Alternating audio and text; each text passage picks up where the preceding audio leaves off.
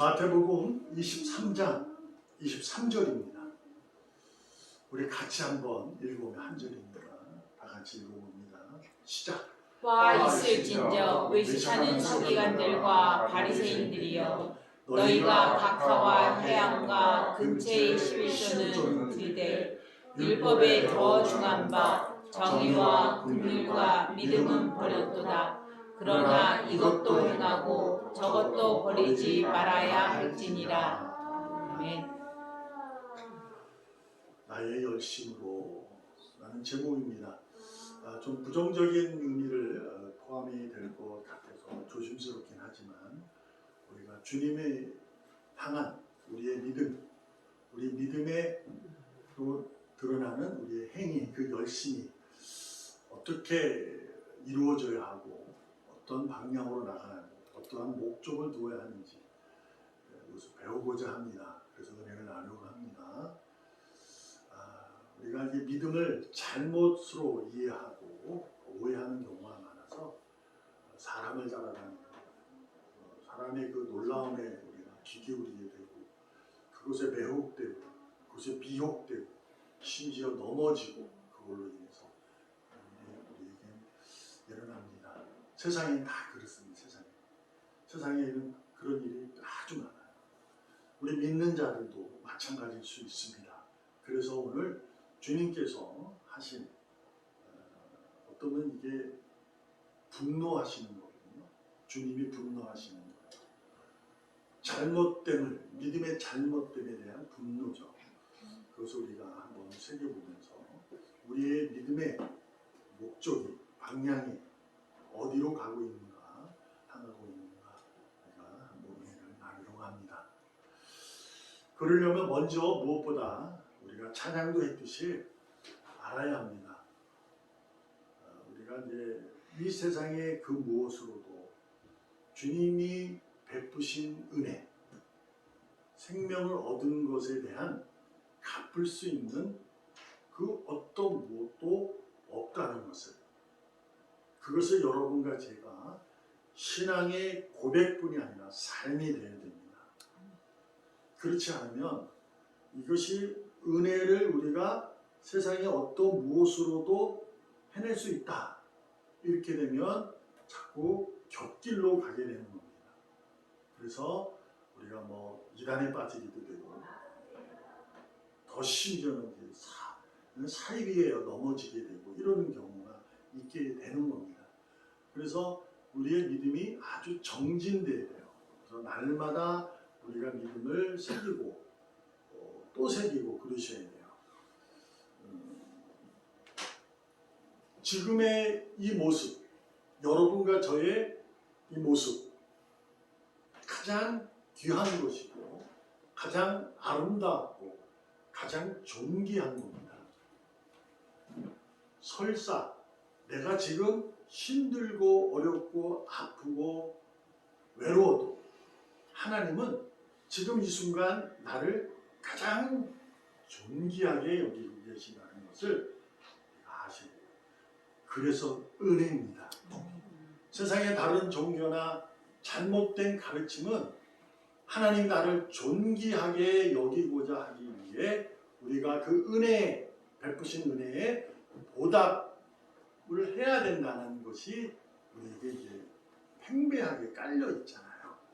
네, 철저하게 기독교, 종교적 입장으로서는 또한 우리의 믿음은 그렇지 않아요. 우리가 그 무엇으로도 갚아낼 수 없습니다. 그래서 오늘 나의 열심으로 하는 것으로 인해 내가 스스로 자기의 의로움에 빠질 수 있다. 그러니까 내가 곧 요즘에 많이 나오는 내가 곧 신이다. 엉뚱한 것들이 생겨나게 돼서 그 사람을 쫓아다니게 되고 엉뚱한 모습을 하게 되는 것을 보게 됩니다. 여러분과 저는 분명히 말씀에 의해서 잘 배우고 있어야 합니다. 마태복음 23장은 예수님께서 바리새인과 율법 학자들에 대한 분노의 얘기입니다. 오늘도 본문에서 먼저 화 있을진저 너에게 화가 있도다 이런 얘기예요. 너에게 재앙이 있다 이런 얘기입니다. 화내시는 거예요. 이것이 이제 몇 번 있습니다. 이 찬양이 전부터 여기까지. 근데 오늘 이제 제가 이제 우리가 이렇게 마음에 이게 뭐랄까요, 신앙에 있었을 때 좀 이제 쉽게 다가오지만 어렵게 다가오고 또 이것에 많은 논쟁이 생기게 되는 것, 바로 11조입니다. 11조. 그래서 이제 11조를 여러분에게 제가 11조를 강조하고자 하는 것이 아니라 바리새인과 율법학자들에게 예수님이 분노하시는 것이 이것뿐이 아니라 다른 것도 있어요. 근데 좀 이제 이 한 절만 가지고 한번 생각해 보려고 해요. 왜냐하면 깊게 올 수 있잖아요. 이게 피부로 확 나실 거예요. 11조라는 것은 헌금입니까? 그렇죠? 그래서 이제 그래서 한번 생각해 보려고 합니다. 먼저 우리가 생각할 게 뭐냐면 그 시대적 역사로 돌아가는 거예요.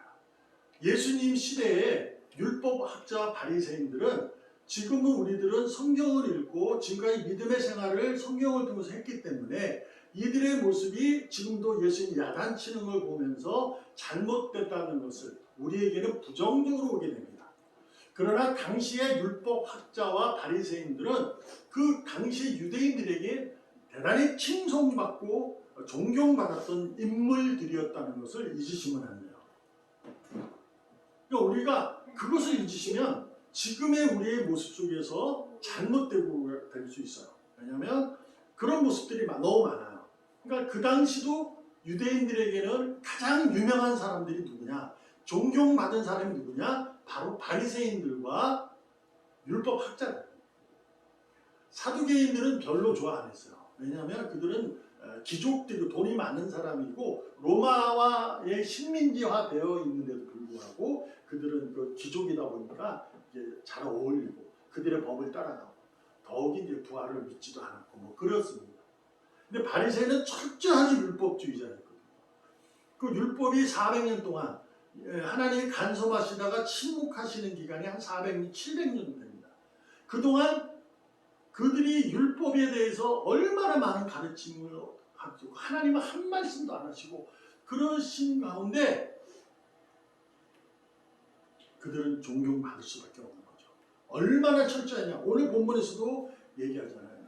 박하, 회향, 근체. 이것은 식물을 얘기하는 거예요.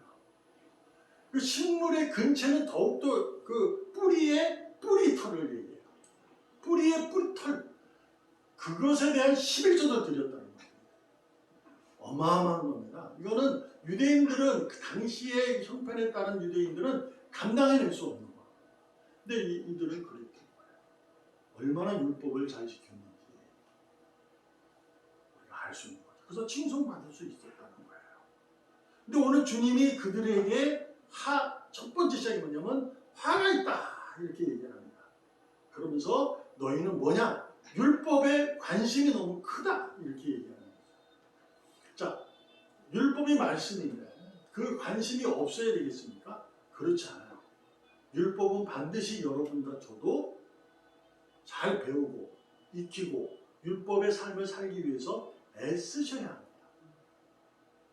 근데 예수님이 그렇게 야단을 치시는 것이 우리는 알잖아요. 그들에게는 사랑이 없다 이러는 거예요. 그랬죠. 근데 오늘 본문에서는 정의, 긍휼, 믿음은 버렸다 이렇게 얘기해요.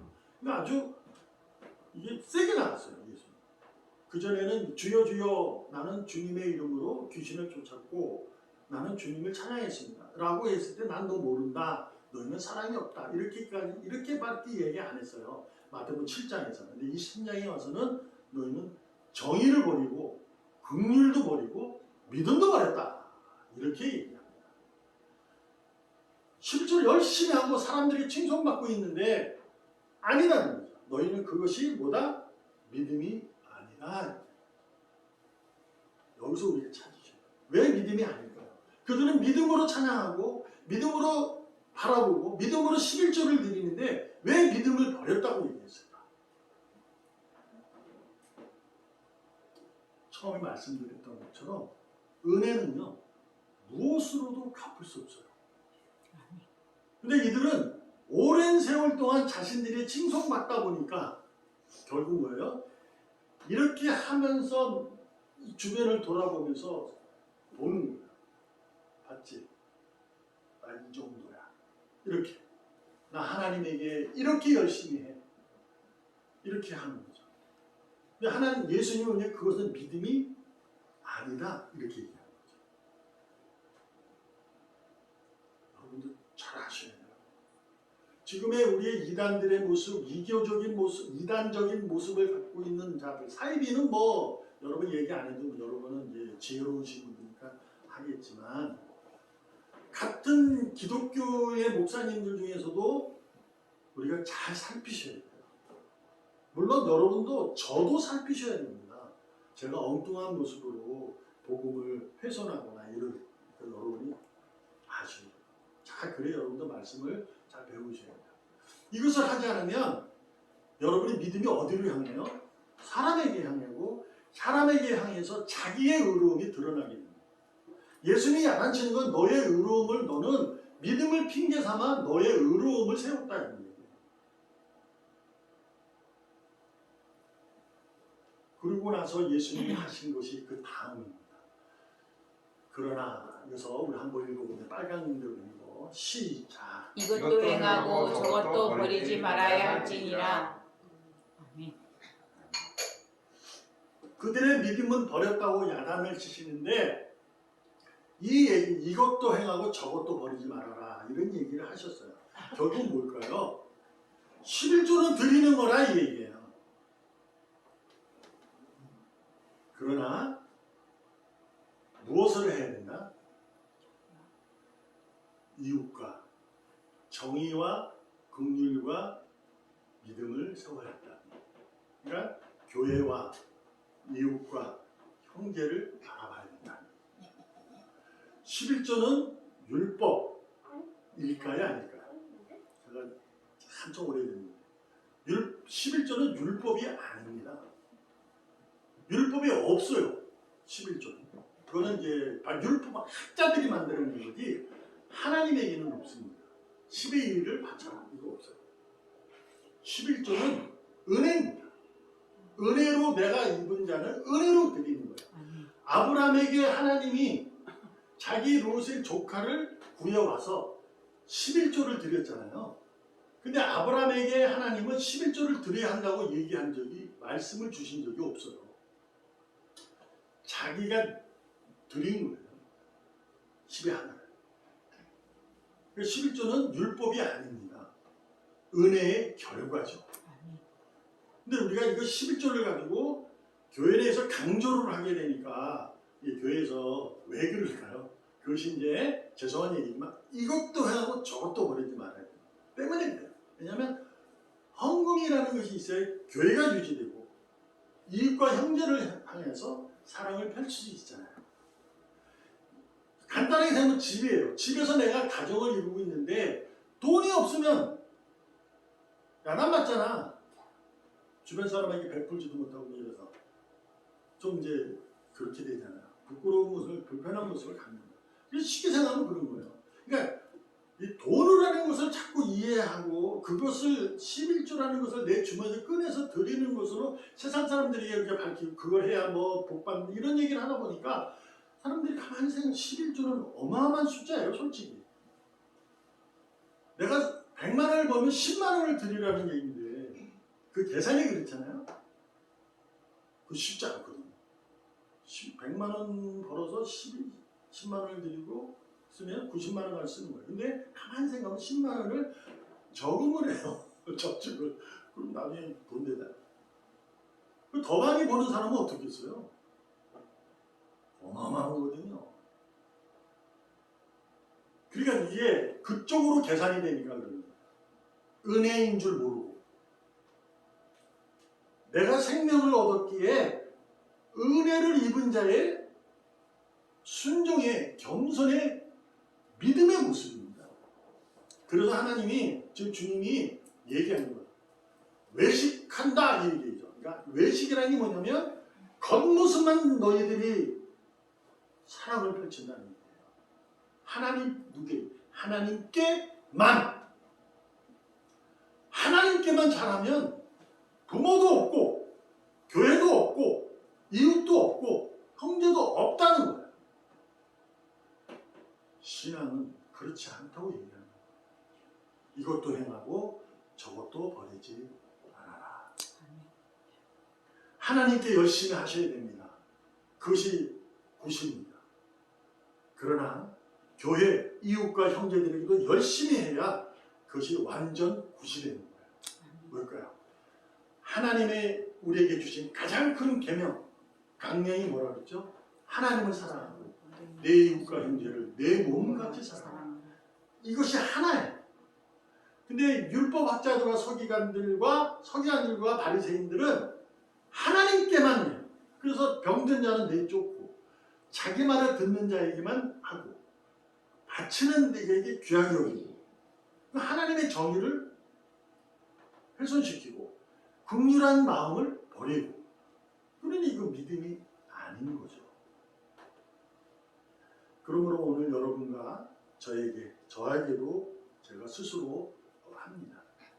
나의 열심, 곧 하나님께만 열심으로 인해서 열심히 나가면 잘못되지는 않아요.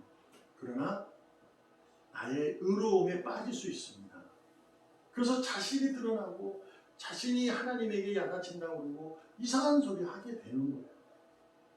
말도 안 되는 얘기를 하는데 그것에 대해서 아멘 하는 사람은 난 도저히 이해를 못해요. 여하튼 여러분, 하나님께만 열심히 하시기를 축복하지만 그 열심을 가지고 하나님의 열심이 어디로 향하고 있는가를 살펴보면 금방 알 수 있어요. 어디로 향했죠? 나입니다. 하나님이 내게 왜 열심을 가질까요?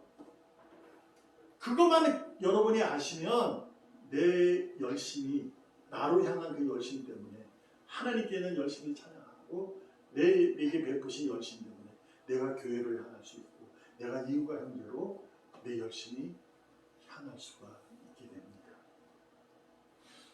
돈을 바치라는 것이 아닙니다. 여러분에게 11조를 바치라는 의미가 아닙니다. 베드로전서 2장 9절, 그러나 너희는 택하신 족속이요 왕같은 제사장들이요 거룩한 나라요 그의 소유가 된 백성이니 이는 너희를 어두운 데서 불러내어 그의 기이한 빛에 들어가게 하신 이에 아름다운 덕을 선포하게 하려 하심이라. 아멘. 우리는 하나님의 택함을 받은 족속이고 내가 왕같은 제사장이요 거룩함이요 하나님께 속한 백성.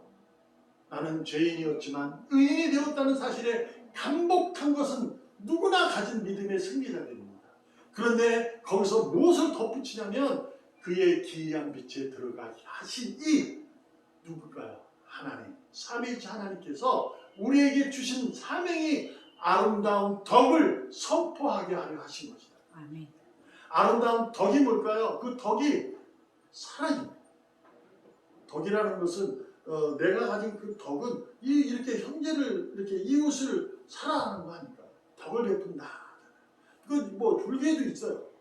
덕을 베푸면 남에게 잘하면 된다고 하잖아요. 그렇잖아요. 그런 거예요. 덕을 베푸는 거예요. 아름다운 덕을 주님의 귀한 빛에 들어갔기 때문에 이것은 설명할 수 없는 거예요. 주님의 귀한 빛에 들어가게 하시는 이에 그 주님을 선포하는 거예요. 주님을 선포한다는 것은 이웃에 가가지고 주님을 믿으세요. 그렇게 하라는 거죠. 그러나 그것을 가지고 무엇으로 얘기하냐? 아름답게 하라는 거예요. 이런 거 있어요. 내게는요 좋은 것이 있지만 그 소리가 좋을 수 있지만 어떤 사람에게는 그것이 소음일 수 있습니다. 아름답지 않다는 거예요. 우리는 사람이 다 달라요. 근데 오늘도 교회 오다가 봤어요. 보는데 다른 사람이 아니라 남다른 사람이다라고 하는 얘기를 듣고 오다가 이제 차를 이렇게 오자고 딱 봤는데 그게 이제 오더라고요. 남다른 사람이다. 저도 이제 다른 사람이라는 것만 이해했지 그것이 남다르다라는 것은 그래서 여러분과 저는 남다르잖아요. 그렇죠? 하나님의 은혜로 그러니 우리는 남다른 사람입니다.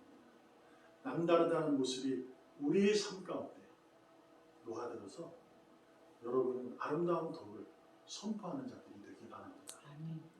나로 인해서 교회의 기쁨이 깃들고, 나로 인해서 아내가 기뻐하고, 나로 인해서 남편이 기뻐하고, 자녀들에게 축복하는 복이 넘치는 그러한 일들이 일어나기를 바랍니다. 아멘. 그러기 위해선 여러분과 제가 무엇보다도 빛을 밝히는, 빛의 길로 가는 자가 되어야 합니다. 아멘. 그 길을 걸어가야 그 빛이 일어날 수 있는, 빛의 자녀인데 자꾸 어두운 터널에만 들어가려고 하면 안 되잖아요. 넓은 길로만 가려고 하면 그 빛은 일어나죠. 여러분에게 주어진 교회적 사명, 내가 믿음의 능력을 나타낼 수 있는 행위, 곧 선한 행위, 그것으로 인해 여러분과 제가 하나님의 사랑을 아름답게 선포하며 아멘. 살아가는 복음의 자녀이기를 전심을 다해서 축복합니다. 아멘. 기도하겠습니다. 살아계시는 하나님 감사합니다. 아멘. 사랑의 빛을 밝히며 살아가게 하여 주시옵소서. 이것도 행하고 저것도 버리지 마라. 아멘. 주님 앞에 더욱더 무릎 꿇고 주님께 영광을 올리고 그 영광 올림으로 얻은 은혜를 이웃과 교회를 향할 수 있도록 우리에게 기쁨을 허락하여 주시옵소서. 그래서 복된 삶을 살아가는데 남다르게 하여 주시옵소서. 살아계시는 예수님의 이름으로 감사하며 기도합니다. 아멘.